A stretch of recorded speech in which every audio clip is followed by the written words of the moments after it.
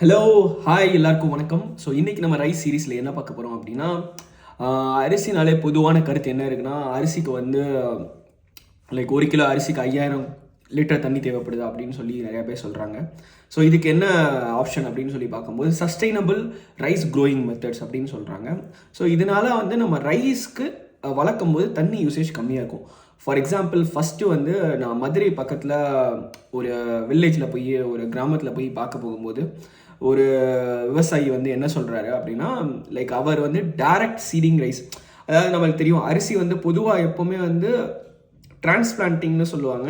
So அந்த இதை எடுத்து ஒரு இடத்துல இருந்து எடுத்து இன்னொரு இடத்துல வந்து அந்த விதையை வந்து வைப்பாங்க. ஸோ இது இல்லாமல் இன்னொரு ஆப்ஷன் என்ன அப்படின்னு சொல்லி பார்த்தீங்கன்னா, சீடை வந்து டைரெக்டாக நம்ம வயலில் தூவி போடுறது.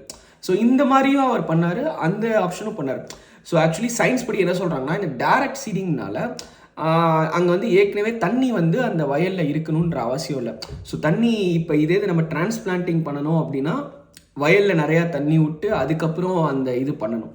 அதே மாதிரி இந்த மெத்தடில் வந்து லேபரும் நமக்கு கம்மியாகுது, ஈல்டும் வந்து கம்பேரிட்டிவ்லி பெட்டராக இருக்குது. ஸோ இந்த மாதிரி நம்ம செய்யும்போது தண்ணி தேவை வந்து கம்மியாக இருக்குது.